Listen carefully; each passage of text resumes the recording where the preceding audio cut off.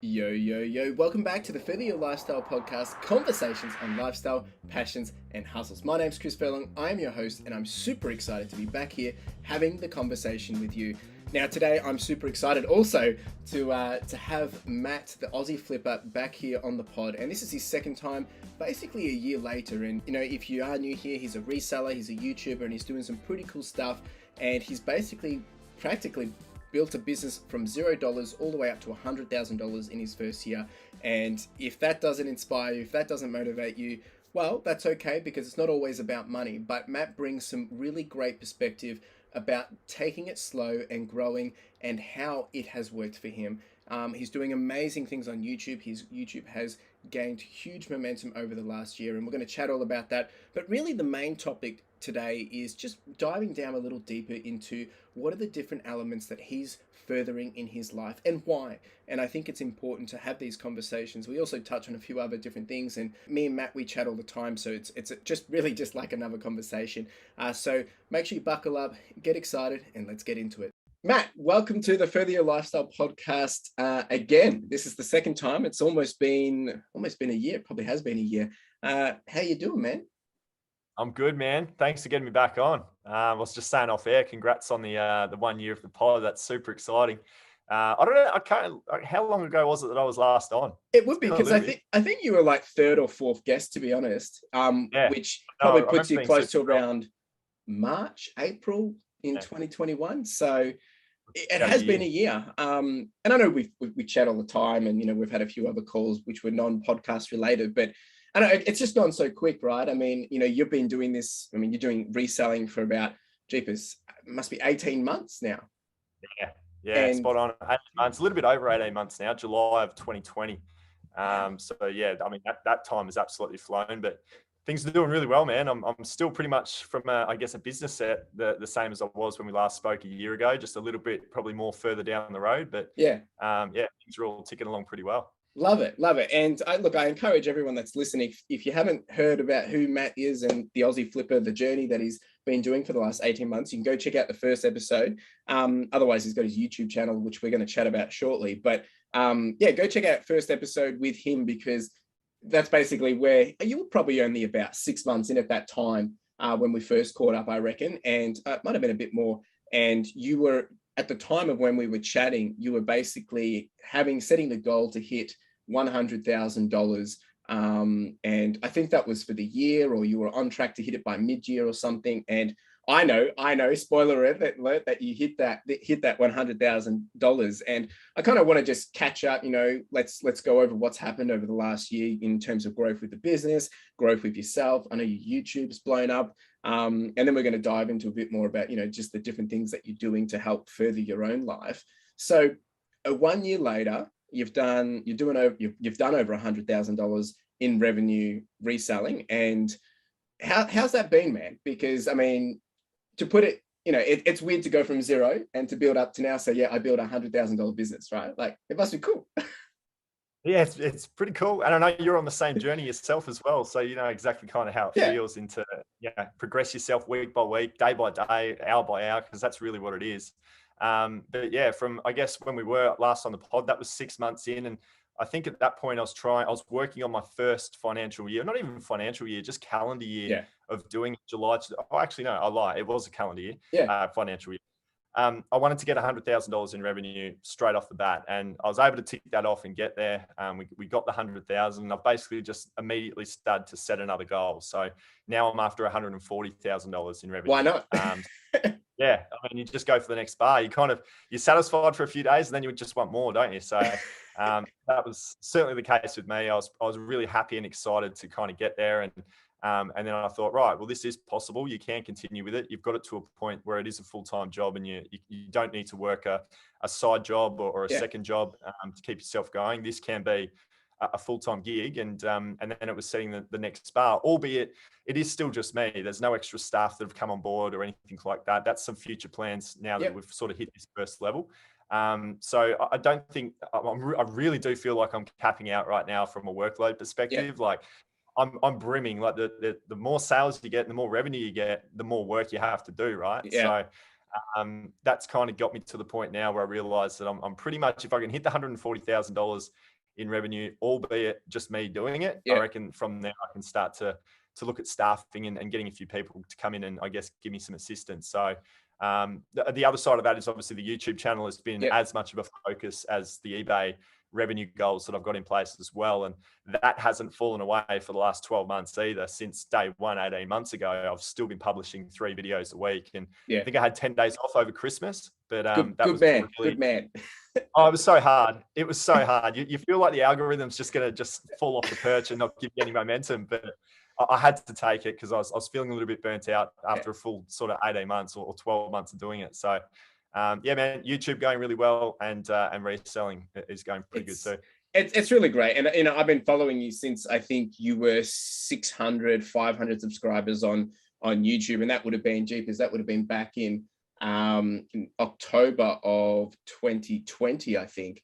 That sounds spot on. And, and I think when I had you on the pod, you must have been close to about 2,000 subscribers on YouTube. And now literally like yesterday or the day before, you've hit 7,000, which, to have that growth in that, not even a year, basically, it's just crazy what you can do when you put your work to it. And I know you've put a lot of work into the YouTube and the algorithm in terms of spicing it up and making sure that attraction is coming through. You've always done that very well. Actually, just with all your leads. And when we first caught up on the first episode of having you, your background is sales, right? So all about lead generation and getting people to click through and to come over and say hi. And you did that originally via Instagram. I don't know if you're still doing that on Instagram. You probably don't have to as much now. It's a lot more organic, I would think. Instagram's banned me. Not completely. Oh, but okay. I've done it so much that they've literally stopped me from being able to communicate to people to try and get them on board. In the DMs. Yeah, okay. In the DMs, because I was dogged on that. And the minute they let me back in, I'm going to continue to do it. It's the best way to do it when you're a small time creator. You've got to market yourself. You've got to be the one that you've got to be your own algorithm, basically. So that's true. Yeah, I can't do it at the moment. And it is a little bit more organic for sure. As soon as you get to a certain point, it starts to generate a little bit quicker. And you can have a large say in that by the ideas of the videos that you come up with as well. Like I've realized video ideas is actually it's the first step, but it's the most important step when it comes to YouTube. So you've got to be talking about stuff that people want to actually listen to, and then you've got to market that and package it well. So I've been learning a lot about how to not even do the videos, but how to actually just market a title and a thumbnail so that somebody actually wants to click on it. And I feel like if you do all those other things, almost like outside things to the actual video itself, that's weirdly how you actually go ahead and generate your subscribers. Yeah. And look, having watched you from basically day one, build your YouTube, you do it well, right? And I can see how much pleasure and enjoyment you get out of it. Coming from that sales background, like even when you were saying it, like you were smiling and grinning because I can just see you like that challenge, and which is good, right? It's bringing skills from a different, a previous life or, previous work life, and being able to adapt it into this whole new environment. And I think that's super important, is that, what we have is going to be an unfair advantage compared to someone else, but they're going to have an unfair advantage against you, or, vice versa, whether it is sport, whether it is reselling, whether it is whatever. And I think we sometimes take that for granted, but it sounds like you've definitely hit the nail on the head and you've realized it, and now you're actualizing that, which is just a quick win for you. And it's a no-brainer as well. So, there's so much to unpack here, but I guess I don't want to spend the whole episode talking about the reselling, but for those, I know there'll be a lot that's come over from the reselling community to hear all the, see if they can get any lessons or anything. But I guess, you touched on saying that you're basically at that point where you're nearly at cap, or you're hitting the ceiling in terms of being able to growth and scale without bringing on additional hands. And I think this is very interesting because it's one of those things where it's not that you can't do more. It's more about you're either going to have to do something smarter, like something has to change, you have to spice it up, or you have to have more pair of hands, unless you're getting in like a big, massive bulk haul of, 10,000 items, which you've been able to pay very little for, then all of a sudden you've leveled up because you've got to scale. For instance, like JT from over in Perth, how she got all those items. And that in itself has enabled her to grow just insanely quickly and scale very quickly. But, I think you've done it in a great way in terms of you've been able to scale and it hasn't been overwhelming, because you've been able to No. adjust to that next scaling point. And I think it's really interesting to hear that now you're being self-aware that you probably have a little bit more push to maybe a bit more 40,000. But I guess, so the main big kicker that I want to get from this, just to help anyone that's listening, is, okay, so what are you doing different between getting to 100,000 to getting to that 140,000? Because I feel like that 40,000 is actually going to be a lot harder than doing that 100,000. Yeah, look, I think the first thing that comes to mind is it's all of the experience that I've had in the first year. Like, it's almost like the same output, just with my knowledge that I've gained from the first year allows me to get to 140. You know, it's not the extra hours that you're putting in to bump yourself for that extra 40K. It's just that you're now an experienced reseller. You know what you're doing. You know, you're more efficient in the areas that you weren't efficient in when you first started. So that's allowing you the more time to go out and maybe source an extra item that you can sell, or at least find an item that's going to be worth more money that you didn't know of otherwise. So, you know, I would say that I've really, over the last 12 months, just learnt so much. And it's funny in the Instagram messages that I'll send out to people to try and push them to my YouTube channel, I'll say that we're always learning in this game. And we literally are always learning. And I think so many people, they convert across to want to follow because they resonate to the fact that they're in a position of trying to learn. And no matter how big or small you are as a reseller, you're learning every day. No one knows everything when it comes to it. So I've just learnt a lot over the last 12 months. I'm continuing to learn. And that alone is seeing the process of trying to get to where I need to go. It almost becomes slightly more easier because I'm not trying to find my feet in certain places.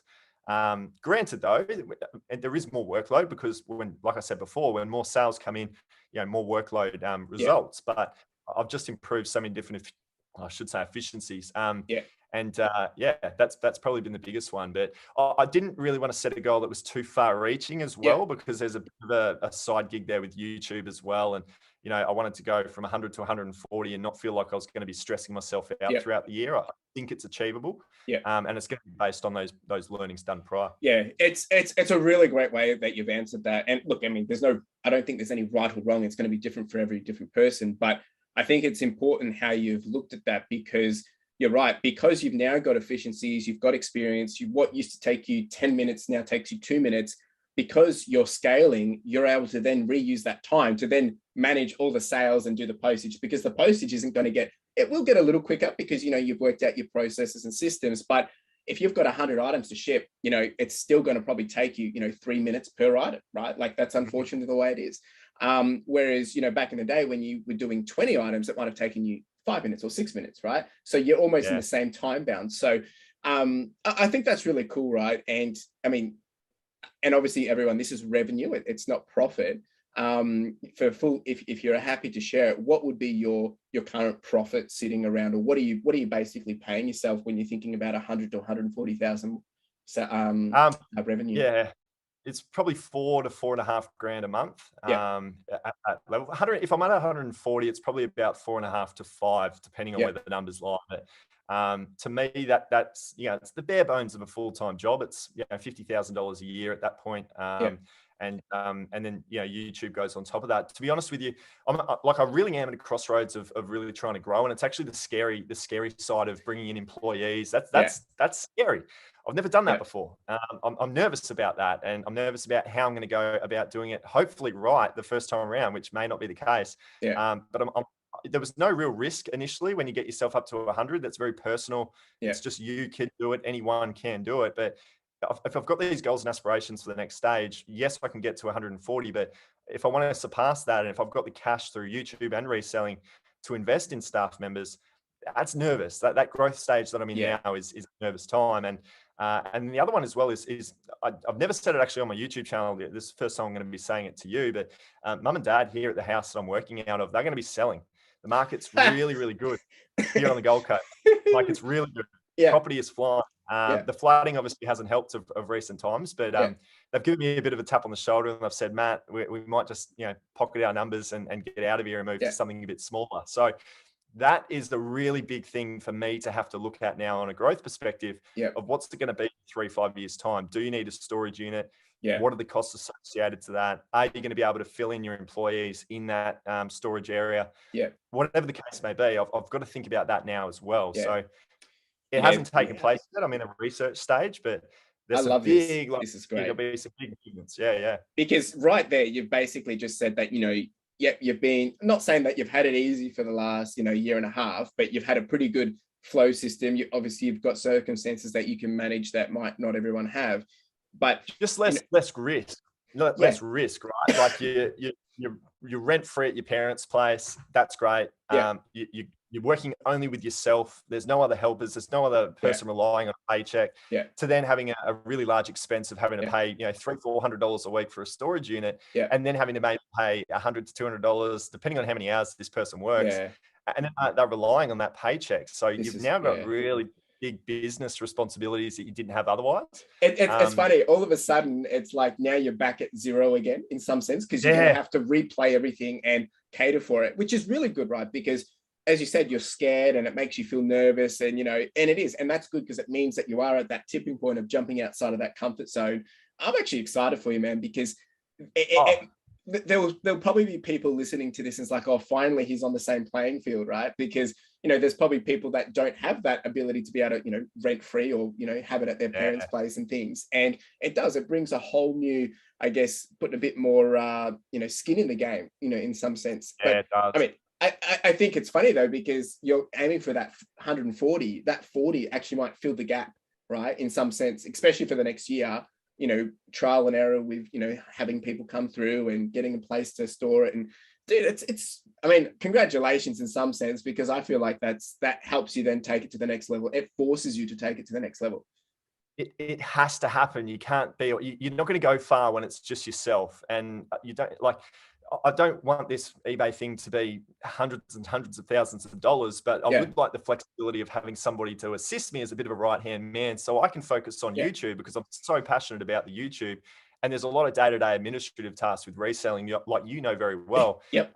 that you don't necessarily need to do to get the job done well. So if I can be passing that off with the revenue that I'm going to be generating surpass what I need to live on a daily basis, it's just going to make me a little bit more free to not only do work-related tasks, but also personal, just Yeah. social life-related tasks, which I know we'll touch on a little bit later. But that's been a real focus. And I put out a video around the whole hustle culture Yeah. mindset. And I don't want to fall into that, rise and grind mentality, because that's not why I got into the game. But Yeah. I feel like money brings opportunity to reinvest back into your business to help the Yeah. whole work-life balance be successful. So rather than me just putting that to myself and having that as my own income, I almost just want to keep where I'm at from a financial perspective on an earnings front, and then put every other dollar that I generate back into the business from Yeah. here on in. Yeah. Okay.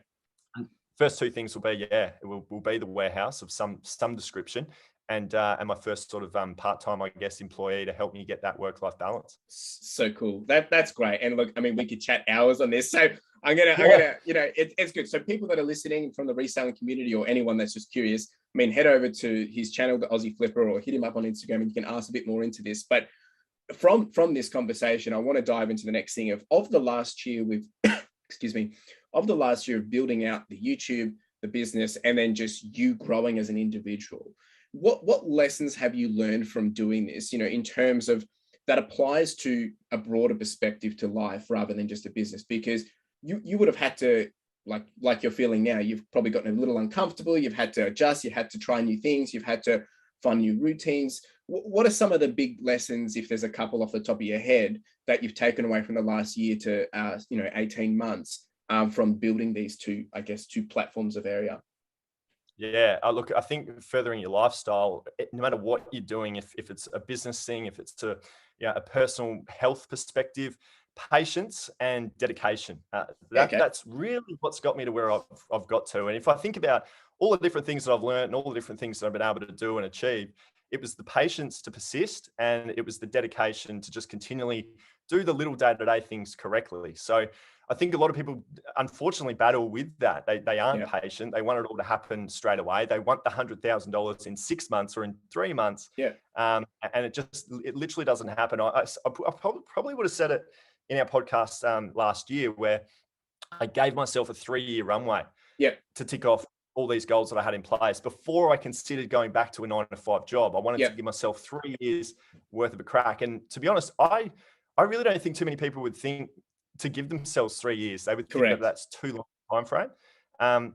So it's not so much a learning because I kind of went in with that mentality, but it was more a realization that you kind of do need those key attributes. And fortunately, I've got those key attributes. And, if you want to run a marathon or an ultra marathon, as you like to do, crazy dude, you're going to need that dedication, aren't you? You're going to need that patience and persistence to get yourself and get your body to that point where you can withstand all of those crazy kilometers. So you can put it in any aspect of life. And I feel like any sort of task that I would tackle, I always seem to just dive right in head first. I never give up, never quit.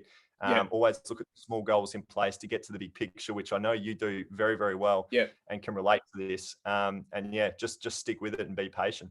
No, that's great. I mean, it's great advice, and it's going to be different for everyone. But I think, from that as well, do you think because you enjoy it, and I guess you're probably passionate about it, but I think it's not like 3 years ago that you were already doing reselling. It's just so happened that this has fallen within what you're passionate about, whether it is selling and generating, leads and people coming over and building the YouTube. It's not that it's about doing the grind, but you understand that doing this consistently pays off, and being able to see that further point. And I think setting that expectation to yourself around a 3-year journey, and let's see what happens. That helps take some of the load off, right? Because, if someone's saying, I'm going to give it 6 months and they don't hit it, well, I'm going to give up. But because you're giving yourself a runway, you're kind of like, if I fail in the first year, I've still got 2 years to double down. You're not patient and dedicated to run and challenge yourself for an ultra marathon because you don't like running, right? Yeah, 100%. Yeah. You like to run, and therefore you can persist and you can be dedicated and you can achieve some pretty crazy results. But it all comes back to the fact that you're just simply passionate about doing that. Yeah. If I told you to build something like a big Lego castle and you didn't like Lego, you're probably not going to persist to learn all the intricacies that comes to building a Lego. So, that for me was a massive thing before I even got started is if I am going to be patient and dedicated, what do I like to do that's going to allow me to be able to do that? And you spoke before on the fact that I was in a sales role. How do I bring a sales role aspect to something that I would start for myself? Well, it's pretty easy. It's pretty broad and generic, but also too, how do you feed the beast of being able to present and do, proposals like I used to do? You're going to be selling things on eBay where there's no face-to-face communication. Well, I can get that passion out of creating stuff through doing YouTube videos.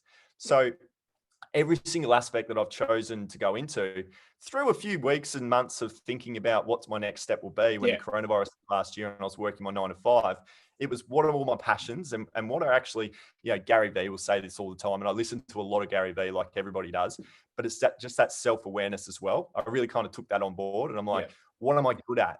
Well, I had success in my 9 to 5 job in the sales role and I really do enjoy that. And that's probably why I had the success. Let's just go and put that in place in eBay and sell your stuff there and then talk about it and educate it with people through a YouTube channel as well. And you're kind of getting that, I guess, that personal touch of me being able to present on camera, which I absolutely love to do. And then something that I didn't even realize is the creativity aspect that I absolutely love that I didn't get with a 9 to 5. So it's actually gone ahead and opened up more doors that I didn't even know about by jumping into what I'm doing. So the whole creativity and the marketing aspect of YouTube is fascinating to me. And it all, like I said, it all comes back to being passionate about it. I love it. It's like, that's the secrets to success right there, guys. We could probably finish the podcast and wrap it up and it's all on everyone else to go do it. I think that's a full stop. Yeah. It's really good, right? And like I said, you've gone through that journey and you're self-aware of it and the passion has to work. And like I said, whether it is reselling, whether it's running or whatever you're doing, we see other people doing things and we think, oh, I can do that. And you get into it and you realize you just can't get into it. And it's not that it's that you're not good at it, but if you don't enjoy it, you're not going to have the ability to push forward and to get through those really deep valleys when it is, a bad week, and things like that. So no, you've said it really, really well, man. And I thank you for sharing that. I think that will resonate with a lot of people in so many different ways because it's the reality of it. It's completely the reality of it. Yeah. Everyone knows what they're interested in. And the other thing is you can monetize whatever you're interested in as well in this day and age. 100%. Literally absolutely anything. Yeah, and you do it yourself. You're a runner, but now you're monetizing the fact that you're a runner. And there's sponsorship opportunities that come along with that. There's YouTube advertisement that comes along with that. It's just, we're in a crazy world that we can do this, and I think it's just educating people. When I first told people what I was doing, and I still to this day, people don't really understand. They're like, how do you make money on YouTube? But isn't that just something you do as a hobby? And how do you sell enough items for it to be a full-time job? That's surely not sustainable, is it? Yeah. People just don't get the fact that you can do it. And it is with that determination and with that patience that will allow you to get there. It's not going to be an overnight thing, but 100%. just the use of the internet to monetize these sorts of passions is completely possible. So I recommend anybody out there that's listening to this podcast, have a think, write 3 things down that you're super passionate about, that you just love to do. Don't even think about monetizing it or not. Just write those 3 things down and then consider ways that you could potentially monetize it on the internet. And you could literally have that become a full-time job. No matter what you write down, 100%. I have full confidence. And look, looking, and people, if you want to see how it happens, well, go follow, Matt's journey. Heck, you can go see mine starting from 0 as well. You build it up, and it's not about that anyone's bigger and better. Look, like we said, there's different advantages and whatnot, but that's like with anyone. We all have our different advantages, but it is that going through the process and getting the experience, learning, having fun along the way, and just putting that blood, sweat, and tears, aka passion, into it, and coming out the other end, and then you reap the rewards, and then you continue to see how you grow from it. And look, I mean, I think growing slow too, Chris. 100%. You said before, it's not going to be overnight. Like, I talk about growing slow all the time. I think I would really like to start pushing that message really hard on my channel and the way that I communicate out there, to say that turning $5 into $100 is amazing. Yeah. Like, don't be disappointed that you don't have $1,000. You've only got $100. Just really grow slow. Know that it will take a lot of time, and be okay with the period that you're in at the moment. If you're just starting out, be okay with that. You are literally just starting out. It's not going to happen overnight. That's it. I love it. We could talk about this for ages. All right. So we've touched on some of the lessons from the last year, and the next thing that I want to touch on, and we spoke about a bit earlier, is then actual areas in your life at the moment that you're trying to further your life with, right? And there's a whole bunch of different topics we could dive into, and I think the first one we'll probably touch on is around travel, and that's quite relevant in your latest YouTube videos. Is I hear you're about to head over to the USA, but why travel? So how is that to further your life? Well, my backstory before you and I got underway with reselling was that I was traveling a lot, and that was just personal enjoyment of wanting to travel at a young age and just see the world. And then I used it to work overseas as well. And I took a visa in Canada, and I worked for a soccer club in the sporting industry that I was a part of. So I would have touched on it maybe in the first podcast last year, that there was 5 years of travel, and COVID stopped travel. So it's been 2 years now since I've been unable to even think about it. And I figure if I want to get that balance back that I'm looking for, travel is going to be a large part of that. And look, yes, the trip that I've got going over to the States is going to be a heavily work-related trip, but I also want to have elements of just personal travel come back into my life. And if I'm not creating YouTube videos about it, I'm just going away and enjoying it, even with friends and family. There's a wedding back over in Perth, which is where I was prior to coming back to the Gold Coast. And I'm really looking forward to getting back over there and not even having the camera on, just literally going over there to catch up with everybody. So I feel like I really do need that, I guess, personal connection with friends and family. And I've got now, through the travel that I've done previously, a lot of friends in a lot of different pockets of the world, yourself obviously down in Melbourne. So that's going to be a big focus that really has only been able to just unlock recently with border restrictions easing. And I guess I've felt a little bit more, I guess I've just generally felt a little bit more happy, because I know that even if I'm not doing it now, it's the possibility that you just can again. Yeah. And that's good. It's really, because I guess, in the middle of it all, you're probably, even if it was open, it might have been a bit, maybe not feeling that excitement, because it's just, there's just so many unknown and uncertainty. But now that things are starting to get more sensible and la-di-da-di-da, you're starting to get that fire's burning back again. And, look, it's one of those things I totally resonate with. I mean, I've never been a big traveler overseas, but then when I started to do it, my girlfriend and friends, you start to realize just, it brings you fresh perspective. You learn new things. It's different experience, and it gets you out of your current comfort zone. And sometimes have you got any travel plans? Nothing race, in the looking Book close. something in. Need The to Gold do Coast it. is a pretty good time, yeah. Actually, that's true. I know there's the marathon up in Gold Coast in about, I think it's in 12 weeks actually. I think you should aim for that. Yeah, maybe. I'm not going to, because I've got a bigger goal for the end of the year and I have to reprioritize it. But I definitely would love to try and do some more running into different states, because you get different environments. I'm happy to be 20 minutes behind you in the marathon, as long as we can have a beer afterwards. Actually, you would smash me in a marathon if you and I. We should do a YouTube video of you and I running the Gold Coast Marathon. That would be amazing. It could be interesting, and that would actually be really good, because I know for you, and I know we're getting totally off topic here, but I know for you, you'd like to run fast, so it would be a real big game changer for you to have to just learn to. Because what's your longest distance you've done? Have you done a marathon? I've done a marathon, but I was 4 hours 18 minutes, and I wanted to go. I was training to go under 4. Mine's 4:44, so you're still up on me, man. You're still up on me. But I'm not 4:18 today, Chris. Yeah, that's true. That's true. I was 4:18 when I ran 4:18, but you would be well ahead of me today. Oh, I love it. It's definitely something we might have to chat about offline and see what we can do. Yeah, dude. But I'm sure the viewers would want to see it. Who wants to see it? Let us know in the comments. Jeepers, it's kind of thrown me off track. So travel, I totally agree, and I think that element, even doing what we just spoken about and being able to go over and then just hang out and do that kind of thing, it's something which we've all lacked in the last 1 or 2 years. I've actually built better relationships online and having conversations like this, and I'm keen to, if anything, I would like to just get out and go do pods with people in the flesh, catch up with people, because it's a whole different experience. You have to learn in a different way, and it'd be a great way to grow and just experience it. And I think that's a good segue to the second point that I know you really want to start pushing on to more, is around your social life, and you kind of touched on already with the travel as well. But I mean, what are some of the elements there and how do you think that's going to help you grow?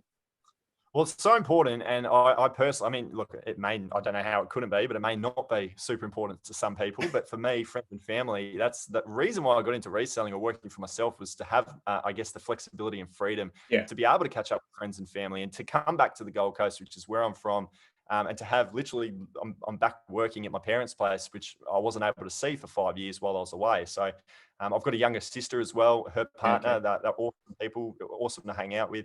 And really, I've, to be honest with you, I've found, talking about trying to get employees in to give me assistance, I've found that over the last 18 months, it's just been me working away, and I've really kind of just punted all of that stuff that was the reason why I initially got into it in the first place. And I know that you need to put it in the time, but I put out a video around hustle culture on YouTube, and it was really because I was truly battling with just the work mentality of just, you need to do this, you need to grow this, everything needs to happen quickly. And it was, no, take a back seat, get a bit of balance back in your life, go and catch up with your friends and family. That's why you're here in the first place. Do the 1%ers that you need to do to keep the business moving, but maybe don't do any extras. Don't do all the stuff that you feel like you should do. Maybe just punt that for a second and try and bring that balance back, because it's a huge lifestyle factor for me to have that. But do I have that right now? Probably not. And it's just a case of reaching back out to mates again. It's not like I haven't seen my mates for a long time. It's just I don't get that regular hangout. I just find that super important. And it's going to make my work better as well if I can bring that back. So, I know that I need to do it. It's going to be a bit of work to try and keep the numbers of the business and the YouTube channel generating as it is. But even if it falls away, I've got to be okay with that to get the balance back. It's one of the things that we'll deal with it in different ways. Whether you are working a 9 to 5, we tend to bury our problems and just keep working. And then when you are earning something like building your own business or a passion project, it becomes your baby. It becomes everything you love. And it's not that you're addicted to it, but in some sense it is. And it's like an unstated thing, because you just love to pour the energy into it. But then I love it. It's like, going out for the thrift, you want to get this, you want to see the numbers, you want to see all that. And it's not about because you want to show that you're a baller and you've got all this money. It's man, Ah, like you're doing it yourself. And it's whether it's a selfish thing because it's making you feel better, which it probably is. But at the end of the day, that's what we thrive, right? If you were working a 9 to 5, everyone's always like, oh, I want to get to that next level, to get to the promotion, or want to be doing this role, or I want to try that. And that's who we are naturally, right? We like to pursue things and always chasing the next thing. And once you get to that 140,000, I'm sure you'd probably be like, okay, how do we? What's next? yeah. And that's part of it, right? But I think having the people around you and who you surround yourself with is going to enable you to grow, and they're going to potentially open new doors for you or give you fresh perspective, or maybe they're not, and they're just going to give you some time to just rest and just chill out, right? And I think either of those is going to be a win regardless. And like this weekend, I'm at my girlfriend's, and all today I've just been making sure I can get as much done as possible so I can take the weekend off, right? So this morning was just all editing, getting things done because I drop a video tomorrow. I've got the podcast, a different podcast comes out on Sunday, a different episode. And then I've actually got my co-host podcast coming out on Monday. So doing all that so I can try and just, if I just want to go thrifting or just hang out with my girlfriend or just go running, and I don't have to worry about, I've got to be back to do this edit to get it dropped by this time. And that doesn't happen very often. But when you get that chance to do it, it means you can kind of just kick back. Oh yeah, I can do whatever you want and just see where the road takes you. And I know that's what you want. Time away, a day away. I work every day, and if I can be taking Saturdays off and even just double listing up on a Friday afternoon, so I can take that full day off on Saturday. There's no YouTube video, no recordings that take place on a Saturday, so it really can be a day to switch off and get back into running again and get back into catching up with friends and family. Everyone else is free on that Saturday, so I figure it's the perfect day of the week for me to be taking away. But to be honest with you, I find that it's a fallback. Work is a fallback. If there's, well, what could you do? What could you do? It's almost like this weird comfort to just fall back into. Yeah, I'll just punch out another 3 or 4 hours. Yeah. I'll just tinker with my spreadsheet and make sure my numbers are progressing the way that. Don't tell me you're not a tinker. I know. Oh mate, tinkering all the time. I was tinkering like 15 minutes before this while I was just ready to go. I was just playing with a few things. I know you were. We were very similar, you and I, but I don't think I need to be doing that. I know there's certain things where I'm like, Matt, you don't need to do this. You can step away, and you're chewing up valuable time. You could be getting yourself away to put yourself in a better position for when you do come back and have to do the important stuff of the business. So it's so true. I'm really recognizing that. Yeah. The thing I've realized with that, and I've done it today. Like I've been, like I said, well, if anyone hasn't realized, I've been unwell for the last 10 days. So some things I have put on the back burner, with some things I've just kept, to keep the lights on. And I wanted to make sure I can spend some time with my girlfriend this weekend. And the good thing about the way I kind of do it is knowing, well, if I want that, I have to give myself a short amount of time to get these things done, because, there's that saying, if you give a busy man something, he'll get it done. And because otherwise, if I had 3 days to do it, I'll kind of be like, oh yeah, you kind of, wait to the last minute and then you're stressing. Whereas today actually has just gone really, really well. And I got into a good flow, got up early and got it done. And some weeks it's not like that. Like 2 weeks ago, I was doing editing Friday, Saturday, and even a little bit on Sunday. It's not always going to be perfect, but I think the more things you can put in place to do that, and I'm speaking to myself here as well, we start to realize the benefits. Like I'm excited because now I don't have to necessarily do much, twinkering or anything over the weekend. I can kind of just see what happens. And this conversation, it's really easier said than done, I must admit, because you don't think you don't even think it's gonna, like, I wouldn't have thought this would be an issue for me. I worked a lot of hours, because football, you'd have to work weekends as well. In the footy industry, you'd have to work games. So I would get a Sunday off every week, and it was almost like that mindset of doing the 60-hour work weeks I was already used to. So when I adapted to this, my numbers weren't where they needed to be on an earnings front. So I felt like I needed to do a ton of hours. And that really hasn't fallen back since I've been able to get it to that first level. So I think it's just something that I wasn't even aware of, because when you're in that culture on a work front in a football club, everyone else is in that same environment. Yeah. But then when you're not doing it and you're doing it by yourself, you kind of just have a bit more time to assess and go, hold on a minute, this is just me doing this. Everyone else, my friends and family, they aren't doing it. Do I need to be doing it? Well, probably not. Things are actually okay the way they are. If you just try and take a step back, it's not going to be the end of the world. and you're going to feel a lot happier for doing it and having the Yeah. time off. So it's only been Yeah. the last sort of maybe a month or two that I've really looked at that. It's just a very weird old period that I'm in now. I'm trying to like grow to the next level, but I'm also trying to fall back and try and find the balance. Yeah. It's really tricky at the minute. And it's probably because you're starting to hit that ceiling, right? And you're realizing that you want more, but something has to give. But at the same time, as you said, your whole intention of this was to be able to give yourself that flexible working lifestyle, so you can hang out with friends. It's bringing hands in to give you a helping hand, so you can. But it's just funny though, because like now you have to change something else. You're going to have to teach someone else, so it's going to actually put a bit more investment. And I get it. Like I totally get it, because I'm at the same point. And look, full transparency for everyone that's listening. You know, I'm trying to do so many different things, and it's like, well, if I want to grow my podcast, I need to spend more time on it. But I literally have to do the reselling to pay my bills, you know, and not that I have a lot of bills, but, you know, I want to save, I want to invest. I don't want to just be eating into my savings all the time. So it's a catch-22. So it's like, either I have to have another source of income somehow, or I need to have someone else doing something for me, so I have more time to put onto the business, not in the business. And, you know, so it is a battle, and that will come with anything that we do, because you will cap, right? Because there are only one person. You only have, you know, 40-hour working weeks, or, you know, however long you're working each week, but there is only, you know, 31 days in a month anyway. So you're going to cap. But then it's about looking at, well, what can you get in to help you? What systems can you put in place? Is it people? Is it what software, whatever? And this, I'm not just talking about reselling, I'm talking about whatever. And yeah, I mean, like I said, we could chat on this for a long time, but I think it's a real, it's the real deal. I'm always struggling with myself, and I appreciate you sharing that. And I know one thing that you said before all this is, you know, like you want to be able to do more exercise, which is actually the third point we were going to touch on around further in your life.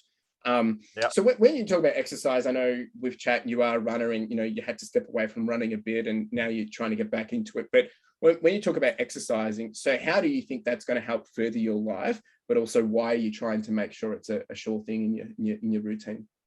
There might be some people out there that can resonate, because I don't think I'm the only one. For me, running and just general exercise, going to the gym, playing any sort of social sport. I played basketball on a Monday night. That's very important to me. It's almost like an active meditation. I'm not a meditator myself. I don't sit there and put the app on and tune out for 10 minutes a day like others do. But I kind of get that through going for a run and putting in some loud music into my ears, not thinking about anything, but just trying to get the next breath out so I can make myself, you know, do a complete lap. But I generally, I can really break up a work day and go home and switch off completely at home because I had that run. So it's almost active meditation and a mental thing for me, so much more so than a physical thing. As much as I obviously want to be as fit and healthy as I possibly can be, but I would say it's probably more 50-50 mentally as to the reason why I do it. But it's also a huge passion of mine. I've run since cross-country days at high school. Wow. That's when I first got into it. I loved cross-country. I loved it. And you'd go off to regionals, and we'd run off into the woods in one of the local parks near our school, and we'd compete against the other schools. And that's where I first started to run and enjoy running. And then I used to run with my dad, and I used to have a running thing for my football. I used to play football, and he would set off, obviously my old man, he's 30, 40 years older than me. And I would set him off for 3 or 4 minutes, and then I would try and chase him down. Nice. And we did that probably my entire childhood through my teenage years at high school for my football training. And we used to have some serious competition, the old man and I, around trying to beat each other. And we would get down to the cul-de-sac run where it was like a 50-meter stretch, and we would be neck and neck, like that's sprinting. Awesome.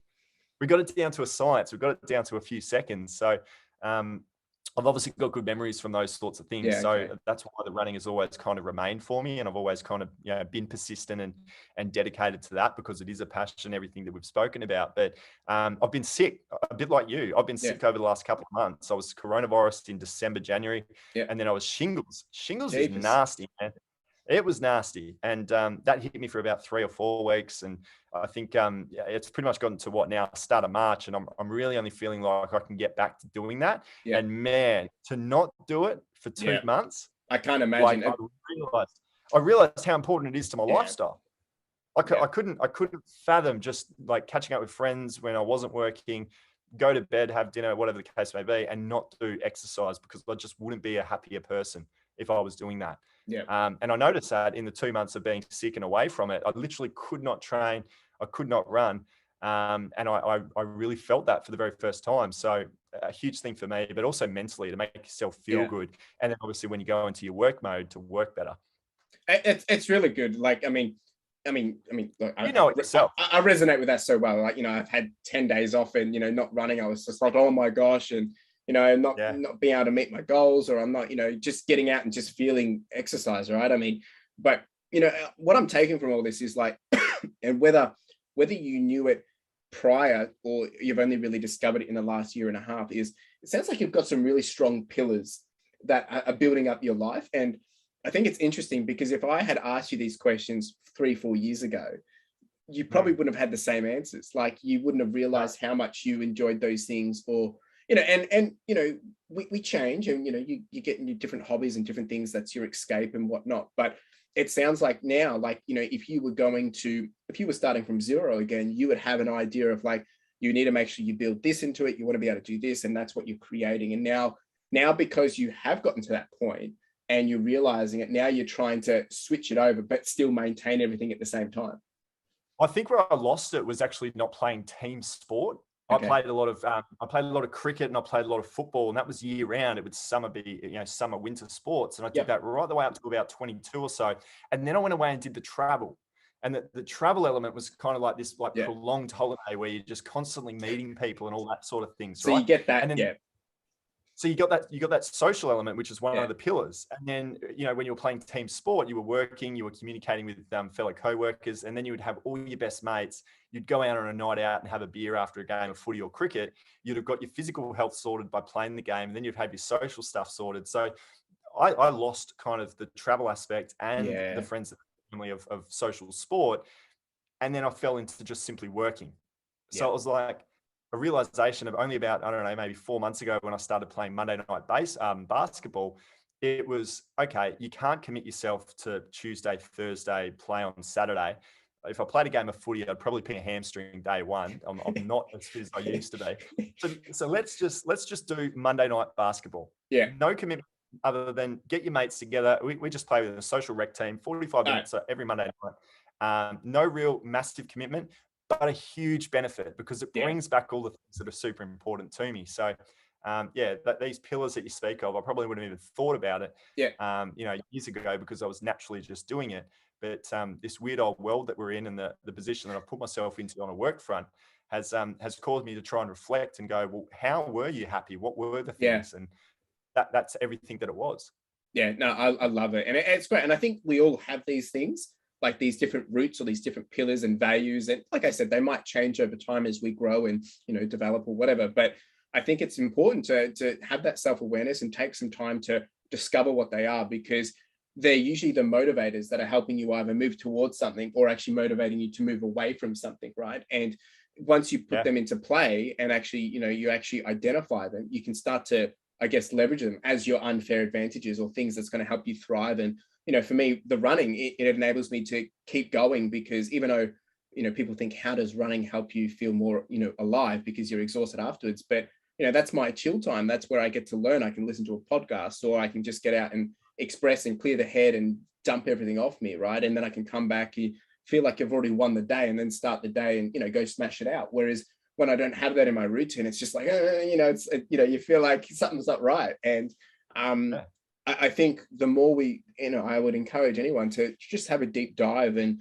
see what these pillars are. And like I said, there's no right or wrong with it. It's kind of identifies to you, because it's one of those things which is going to lead into the next thing I ask you is like, once you realize it, you start to think, oh, I should have started this earlier, which is actually the next thing I want to ask you. And it doesn't have to be from these points, but I guess, what's one area of your life now that you know what you know now that you had wish you had started earlier, and why? Oh, working for myself for sure. It's pretty cool. It's pretty cool if you can get to a point where it is what you do. You only need to tell it to people, and like I said before, it's quite hard for people to get their head around the fact that you can be sustainable in selling on eBay. You can generate an income on YouTube. I'm not saying that I'm wishing that I got into YouTube and reselling, but I just wish I even opened up the door of the thought of it, in my early 20s. Was there was there a time in your 20s or earlier when you had thought about it or you had ideas? Absolutely not. I would listen to Gary Vee every now and again, and I would kind of think, it's a bit of a pipe dream. There'd be a lot of work and a lot of time, and I'm not in any form of financial position to take 6 months off to grind at it, and then there's no guarantee that it'll even work. But that's when the coronavirus hit, and you don't have a choice. You have to. So I was coronavirus kind of really, in a really, really weird way, it kind of really made me reset. Not that I was disappointed with anything that I was doing. I speak a lot around the fact that up until the age of 30, which was coronavirus for me, it was my 30th birthday year.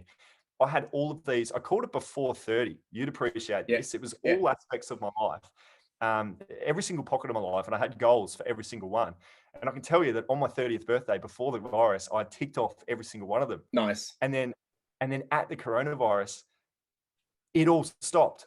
And I came back to the Gold Coast, and every single one of the boxes that I tick had been removed out of my life. And you were literally starting from bare bones. Bare bones, had no say in it. The world is the way that it is. There are a lot more people out there worse than I am. But every form of trajectory and direction that I was going in, I'm even talking relationships. I broke up with my girlfriend at the time to come back home. Every single pocket of my world, I was basically just with a backpack, sitting in my parents' place where I was 5 years prior, before I'd gone away on all this travel, and I chose not to go back to Melbourne and take my 9-to-5 job. It was the ultimate reset, albeit I wasn't in any danger. I wasn't in any financial stress, but I was in a complete reset stage. And it was the first time that I ever thought about working for myself, because I literally had so much time to analyze what I could possibly go and do. But geez, I wish that I even put it as a bit of a thought process when I was 20 and started a side hustle that I could develop over the course of 5 years, to then be able to just transition out at 25. Like that would have been epic. Because the only difference between you being 20 and you being 30, because I mean, I know you're not at your parents' place now, but that, the last 6 months, that's only just changed. But, 20, 30, you're at your parents' place. You don't really have much expenses. You don't have much responsibilities. The only difference is really experience. That's the only difference that you would have. And I think I'm the same. Like, I mean, I've always been trying to start something, do something, and find a way. Like literally, I spoke about in the other week on the podcast that when I started working my 9-to-5, I was already listening to things of how to get out of it. Not because I didn't want my job. It was because I knew that that's not my end game. That's not where I wanted to be. So I've always been trying to find a different way to do it. And, I've tried and failed miserably. And some things it's like, oh my gosh, why did I do this? But once again, it's that experience and trying. And then like you, different circumstances get into that position where you click or you reset, or it forces you to click. And it's hard because, here we are trying to tell people, you've said you wish you had done it. And for anyone that's listening that even has a little inkling of thought around what we're saying around, there's this idea, or you're curious about something, please scratch that itch. And even, I'm not saying go quit your job and just go full time on it, but scratch it enough to invest some time into it and see what could actually happen if you dedicate your weekends to it, or whatever it may be. Because the grow slow mentality. That's right. Like 20 to 30, right? 10 years. And you'll be ahead of us now, right? Because do you know how old your demographic is that watch this or listen to this pod? 35 to 45. It's still super young to be going, I've got an opportunity to think about something and monetize something and 100%. I'm not retiring for 30 or 40 years. What am I going to do in that 30 or 40 years, or how can I change things? You've got so much time to do it. 30 is the new 20. Like 100%. But what you said there is really true, right? We said 20, we said to 30, but heck, if you're 30, 40, 50, it's not too late. And I've seen some pretty cool stories over the last 2 years of people that did lose their jobs, that did get kicked out of whatever situation, and they've had to improvise, they've had to pivot. And some of them have just, taken on the trend of, I started a TikTok or whatever. And, they've just blown up, and they've gone in there just to discover and learn and have some fun. And it's worked out well for them. I'm not saying that's what you do and that's what you'll get from it. But the idea is that curiosity, that inkling of something that excites you, that's really what's going to. grow. Also, too, use the experience that you've already gained.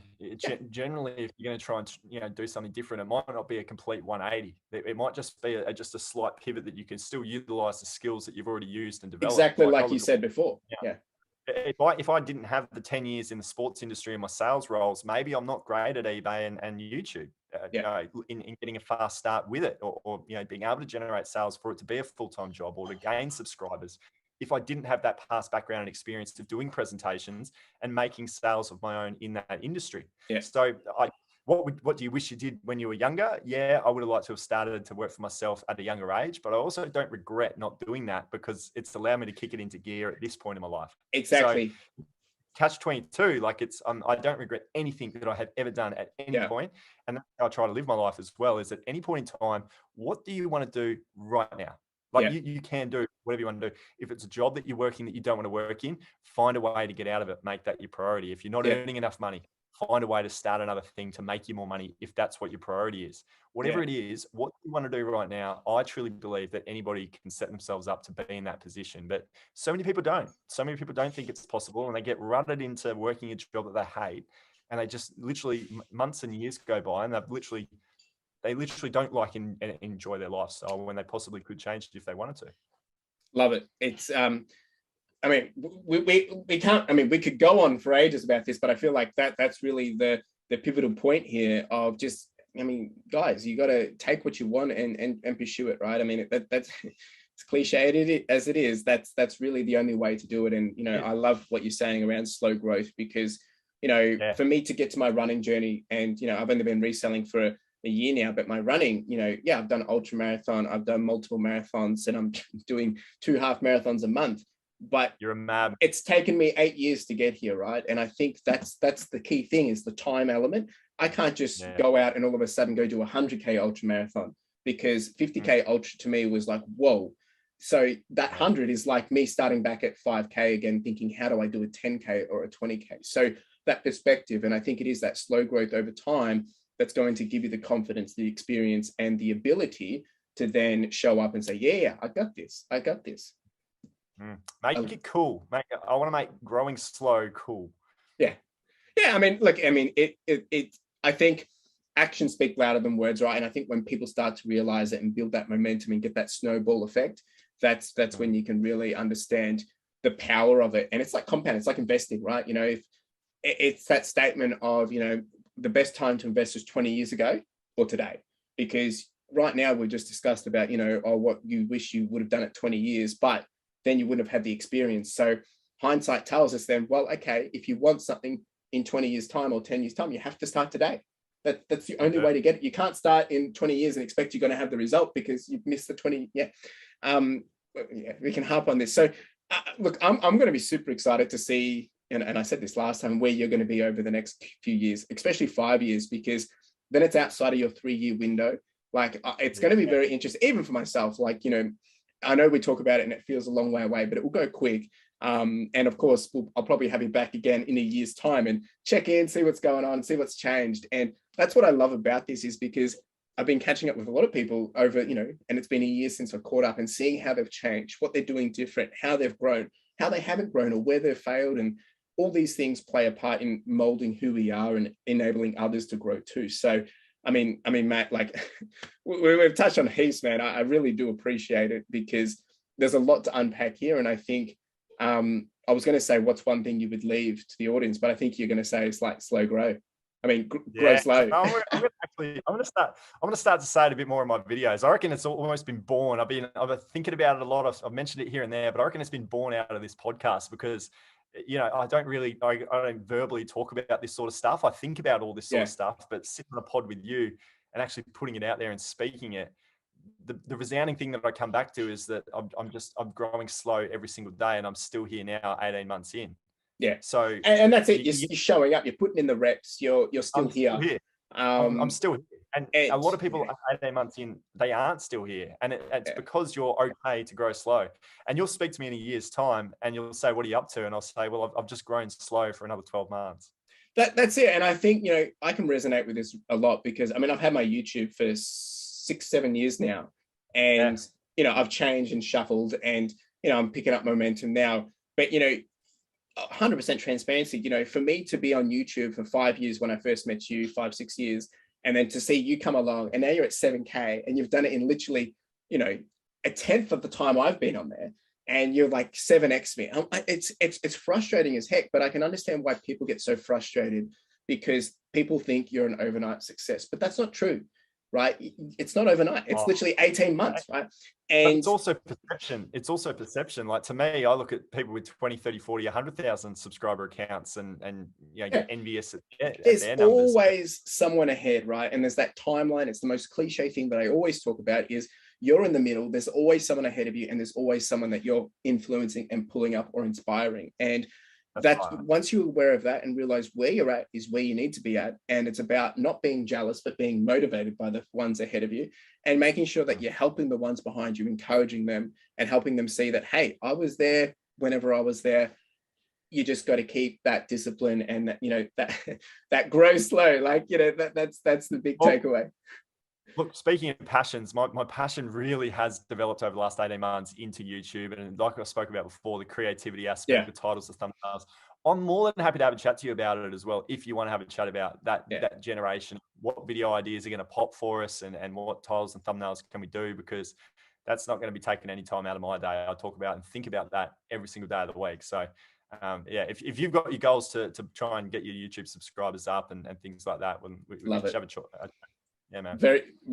Already helping people, mate. It's been so good. Like I said, we could chat hours on this, and we've definitely hit our good time length. I appreciate it so much. An hour already. It has. It's gone super quick. And people that are listening, I want you to go check out Matt. Go check out me, Matt. Where's the best place to find you? You can tell us. Yeah, the Aussie Flipper on YouTube is, you can have a chat to me on Instagram, because I'm banned from communicating out, but I'm happy to communicate in. So you can send me a message on Instagram, and I'm always happy to respond to anything. But yeah, watch my videos on YouTube, because that's what I'm all about. Love it. That's really good. Really do appreciate it, mate. I basically chat to you on a weekly basis at this point, but really encourage everyone to go check it out. And, not even if you're not into reselling or anything like that, just go check out and see what you're trying to do, and help give that perspective, especially that hustle video. I think we can take it in big chunks or small chunks, because in some ways, there is something that we're always dedicating our time to too much, and being able to, have that realization of, okay, need to step back and just appreciate the slow burn or the slow growth. So really do appreciate you coming onto the pod again, mate. I'm looking forward to see where you're going this year and where you're going to be in a year's time. And of course, I'll have you back on, but otherwise, you have a wonderful day, mate. You too, mate. Appreciate you getting me on. Good to see you. Cheers. So there you go. Another episode done and dusted. And I love what Matt's doing, and he's been a huge inspiration in helping me actually grow and help me, reach some of my goals with the reselling business. And, there's a lot of people in this reselling community, and it's really encouraging to see how many people help. And I have heaps of people to thank you for it. And, Matt also has some great perspective, right? And I think the big takeaway from this episode is grow slow, right? That's really the key words that he resonated with, I resonated with. And I think that's the perspective you need to take from this episode is, if you do want to achieve something, if you do have some goals and some ambitions, you need to be willing to put in the time, put in the discipline, be willing to show up and have the patience. And he touched on this quite a lot in this episode, and it resonated with me a lot. And it's not an easy process, but it's well worth it in the long run. So I've been inspired. Of course, make sure you go check out his channel. All the details are in the show notes below. You can also hit us up on Instagram or Twitter and continue the conversation, which I would greatly appreciate, at Further Your Lifestyle on Instagram or Further Your Life on Twitter. Hey, you can even send me an email at hello@furtheryourlifestyle.com. Really do appreciate you being here. I hope you've enjoyed the episode. You can drop a comment on YouTube if you have listened to this with the YouTube experience. Really appreciate it, and you have a wonderful day. Cheers. Now, if you didn't know, we do have the podcast merch, and this is with a key focus of enamel pins. Now, if you haven't checked these out, make sure you do, because the intent of these are really just to be a small token and a reminder for you to charge on, to push on, and to further your lifestyle. Whether it is a gift for someone else to encourage them, or maybe to inspire them, or maybe it's a way to motivate yourself, or you can simply just make a purchase to simply support the podcast, which would be greatly appreciated. We do also have some sweaters and some long tees, so make sure you check it out. Link in the description and in the show notes. Really do appreciate it. Cheers.